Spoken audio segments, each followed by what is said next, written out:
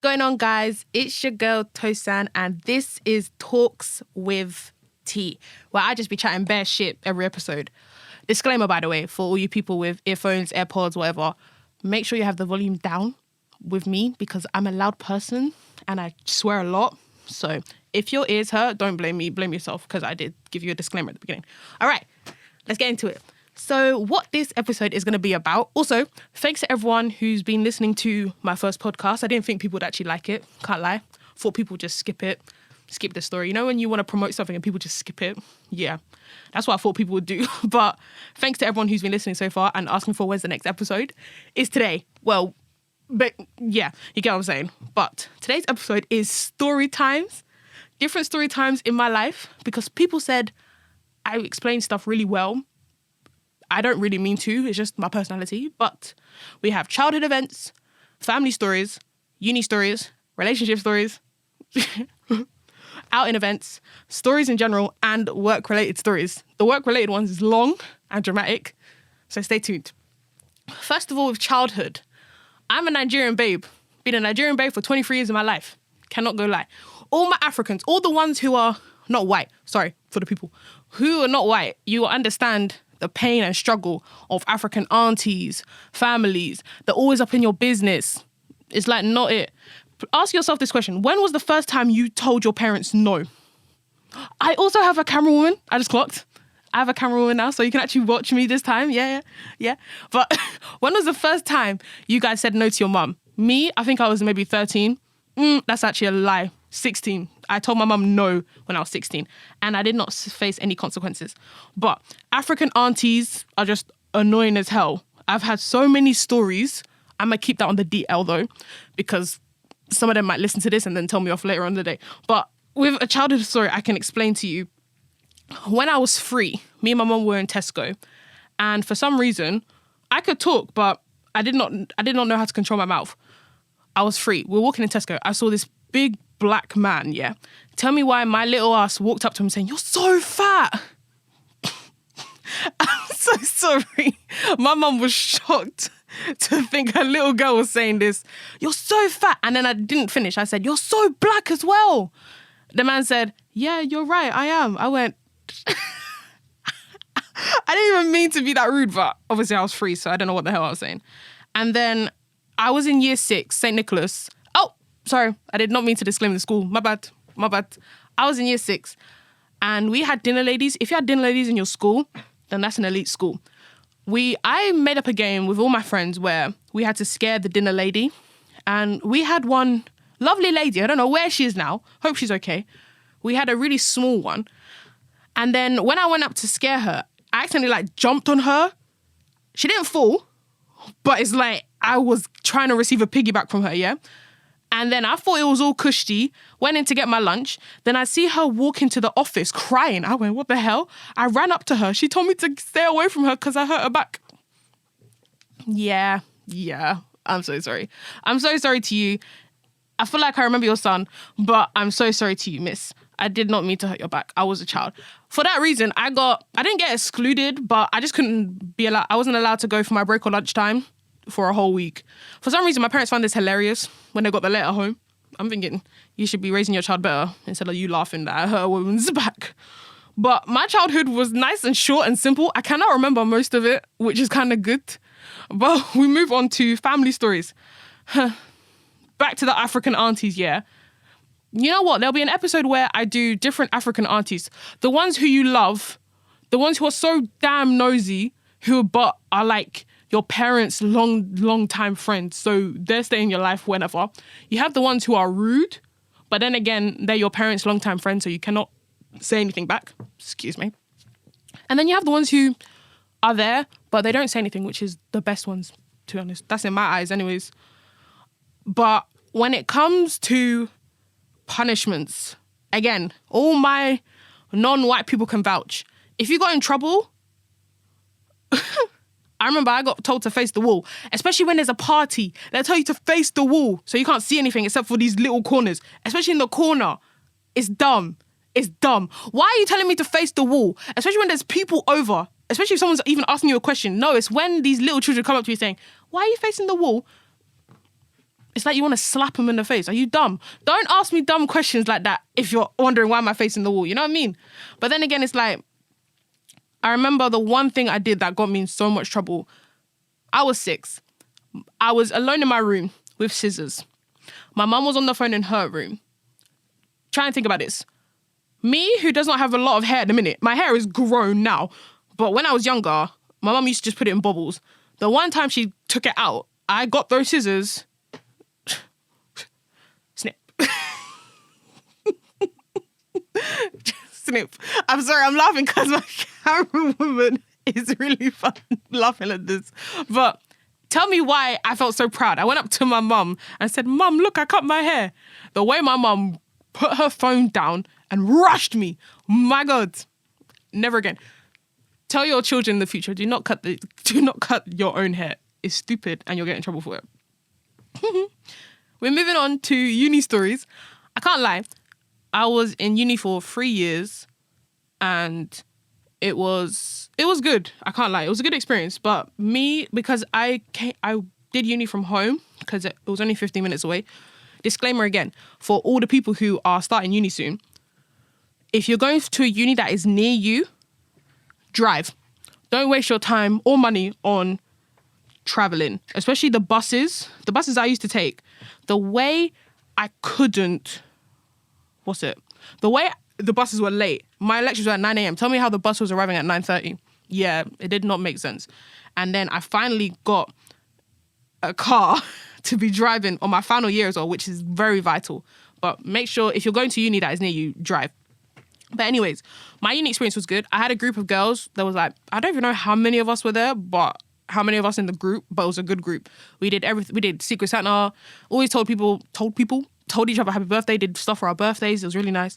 They're going to hate me for this, but I was close to like 4 girls. I'm not going to name names, stalkers and all that. But there was me and one girl, first year, you do not take seriously. Do not take first year seriously. If you fail first year, I'm so sorry, that's you. But do not take first year seriously. Me and my one friend, we used to tap in for the lecture, but never stay. Honest.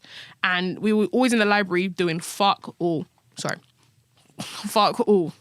time because it's like first year is nothing really, to be honest. Final year, where you really need to get with the nitty gritty, get your head down and all that. I remember because in my uni, I did not go out. Most of the time when I was not at uni, I was working. So I did not go out. The one time I went out was my final year when I'd finished. So we went to the local club that was popular for my uni. Tell me why the music was not hitting at all. I could not do it. The music was not my vibe. I'm a more R&B, hip hop kind of vibe. You know what I mean? Hip hop. I didn't mean hop. I'm more of a hip hop kind of person, not the rock and roll, Lady Gaga and all that. That's the music they were playing. You know, so it was not hitting for me. I'm telling you, I was standing there like this. I was like this the whole night. I didn't even have a drink. The highlight of that evening, obviously I saw my friends, that was good. But the highlight of my evening was getting a burger outside the club. Oh, that was gorgeous. Just beautiful feeling. But then as I was leaving, because I was tired anyways, my friends were going to walk me outside. But bless them, Britney Spears came on and they said, oh my God, no, stay for this song. I said, no, it's time to go. It's time to dip. Honestly, it's time to go. No need for that. But uni, I do give advice to people. Make sure you have a good uni experience, especially if you're staying over there because you're freedom. There's no parents around. There's no one telling you what to do. Just make sure you go to your lectures as well. I do say first year is not important, but then again, it is. Make sure you go to your lectures because attendance is very vital as well. And then when you get to second year and third year, that's when you need to really get your head down. That's all I'm saying. That's, in my eyes, one of the best advice you can get, obviously. We move on to relationship stories. Fucking dumb in my eyes, I'm telling you. I'm just a bitter person. Obviously, every couple I see, on the way today to here, the couples I was seeing are just like, gross. You can just fuck off, honestly.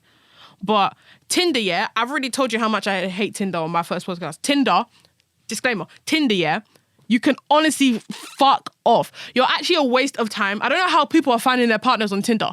Good for them. I've had my friends who have found like their couples, broken up now, can't hate, but I've had some success stories, some bad stories. I'll just tell you the bad ones because there's not a lot of success. I remember I was chatting to someone, added them on Snap, added them on Insta, got the whole gist. It was going well. We were clickety, ASMR, clickety and all that. But then I asked them, can you send a pic of yourself? And they sent me one when they were in a hospital bed. Can you imagine? Why? No. And then I asked them, what happened to you? They said, oh, I got stabbed when I was trying to, someone was trying to steal my wallet. I went, yeah, this is not going very well. Still met them up for a date though. I was brave. I'm very brave. And then after that date, they asked if I wanted to go for a walk. I had to lie saying, oh yeah, I'm so sorry. My mum needs me somewhere. Yeah, sorry. I lied. And then they wanted to drive me to my house. I had to lie saying, oh yeah, I live there. So they didn't actually know where I live. Safety and all that, you know what I mean? But yeah, Tinder is stupid. Also, yeah, I'm not gonna be like basing on one race, but it's mostly niggas anyways. You niggas who be adding people on Tinder, matching with them, adding them on Snap, Instagram, everything, all of the above. And then when you ask them to fuck, they say no. Don't just block them out of nowhere. Get to know them. Are you dumb? It happened to me. I'm thinking, are you stupid? You're adding me on all of the above, everything. Then I say no to one thing you want to do, and then you're blocking me. Yeah, you're dumb. It's 2023. If you're still doing that at your big age, get in the bin. Don't be fucking stupid. Dumbass people, bruv. That's enough of that.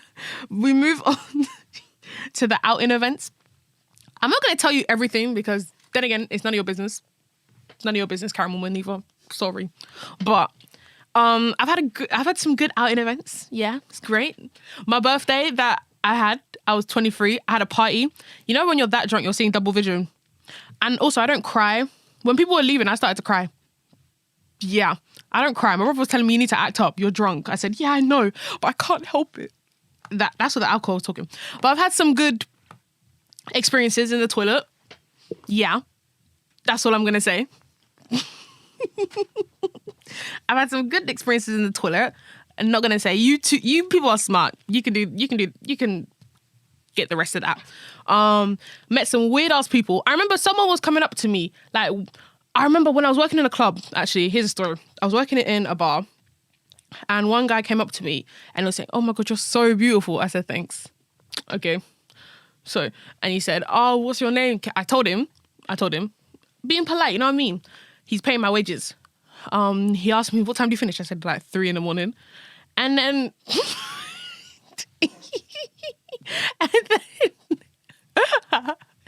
and then he was just asking for my number and everything. I gave it to him.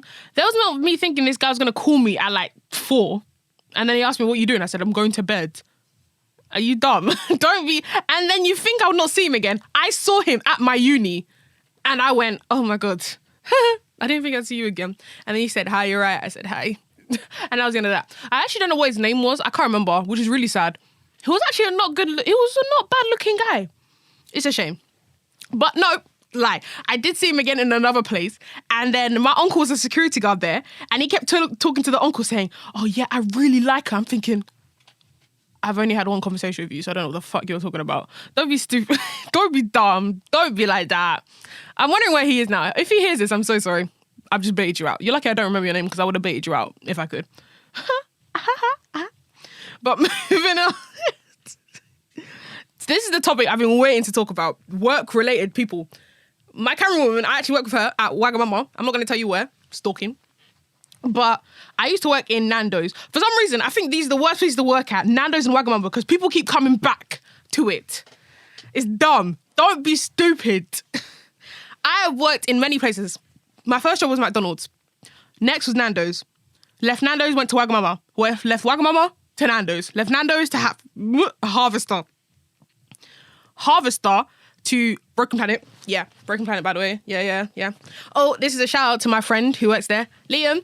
Hey, Liam. Hi, Liam. He asked for a shout out, so I gave him one. Hi, Liam. Liam Terra on Instagram if you want to follow him. But yeah, worked for Broken Planet, then left Broken Planet, left Harvester, went back to Wagamama, and I'm still there. So can you hear what's going on? The worst places to work at is not Harvester, Wagamama and Nando's, because people keep coming back to it. It's not worth it, guys. It's not worth it. Let's talk about it. Nando's. I started Nando's in 2017, around that time. I loved it. I was actually calm. The people were calm. It was chill. The first time I left, I actually don't know why. I think I was just going through some stuff. But then I went back. But why is it, this is for both Nando's and Wagamama's. Why is it that people like to go out with people in the workplace? My camera woman, she can vouch. Yeah, I'm not gonna bait your name. She's on the floor laughing right now. But disclaimer, if you're working somewhere, don't go out with someone who works with you. Some of them are good couples, love you. But some of them are good couples. But then the ones that just don't make sense, why are you with them? Do you know? You know what I mean? Why are you with them? Because it's not really making sense. You're just, no. So in Nando's, we had the couples there. In Wagamama, we have some couples there. It's just like not really clicking. It's not clicking at all. So we need to stop. Just stop up. Just done. People, me single, why would I go for someone who I work with? Because I'll be seeing them like nearly every day. And then the only conversation you have is like, how was work? Am I wrong? Thank you very much. How's work? Or what time are you working today? You know what I mean? With Nando's, the only I love the people I met. Some of them are my close friends to this day. But then it's like the parties. That's when you really see everyone's true colours, because the alcohol is in there. You're talking shit. The managers are not your managers. They're just people you're partying with. You know what I mean? So went to a Christmas one in London. All the Nando's out of everyone was there. Why was I seeing Nando's people grinding on each other? It's not worth it. It's not worth it, guys. Honestly. Let me get to the mic quick. It's not worth it. It's not worth it, guys. Don't be grinding on someone you work with and then the next day you'll be accidentally waking up in their bed. It's happened. It's happened. And then you can be close to someone. You can have your work family, but don't get like too close to where you'll be arguing like brother and sister. I had that in Nando's.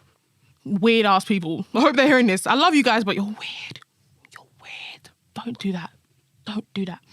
But I remember that Christmas party was good, I remember the one thing though. One girl saw me and she was like making weird eye contact with me and she was like telling me to come here. I said, you can fuck off to the bin. Don't tell me. I don't know you. I wasn't even drunk. But I remember that time, one guy, he was my manager. He was the only one who put me on the morning shift the next day. Tell me how we got home at 6 a.m. I had to wake up for 8 a.m. It doesn't work. It was rude. And then he came back to the work apologizing. I said, leave me alone, bro. Don't do that. But Nando's holds a special place in my heart, but I would never go back. I've been back again. If I'm going back again, my life is not worth living if I'm going back to Nando's again. I'm not hating on him, but yeah. All my Nando's workers, if you're thinking it's time to go, go! Sorry for the headphone users. It's time to go!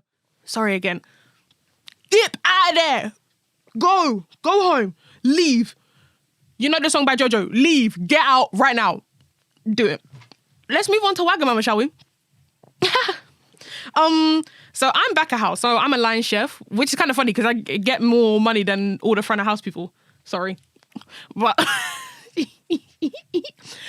my friend actually asked me today as well on our way here. She said, is there more drama in back of house than front of house? I said, not really. I'm not hating. I'm not being rude, but most of the chefs are Polish. So if there is drama, I wouldn't know because they're always talking in Polish and I don't understand what they're saying most of the time.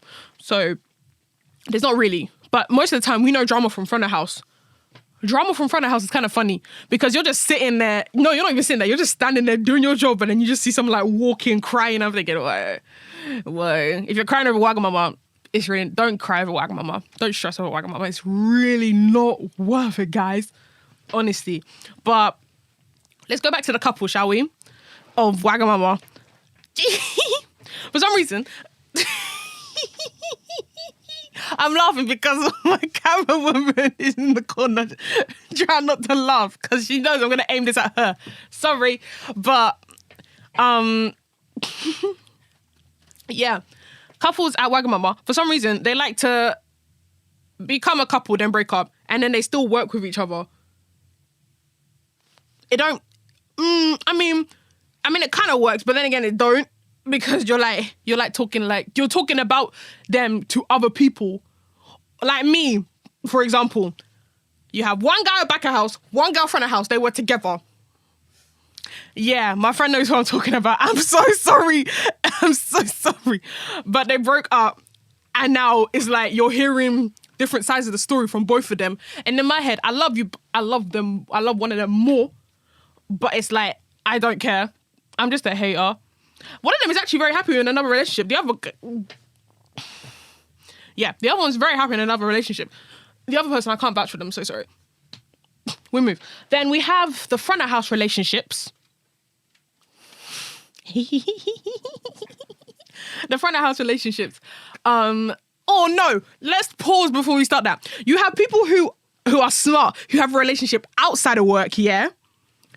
But they be flirting with people in Wagamama. Are you dumb? I really hope the person who I'm atting is, if you know I'm doing this and you're hearing me, I'm atting you. Don't chat to me. And then we have work parties, yeah? Or we just do work gatherings. We do work gatherings, and it's like people start talking their feelings. One guy, I love him, yeah, but the way he's moving to my friend is a bit mad still. I can't lie.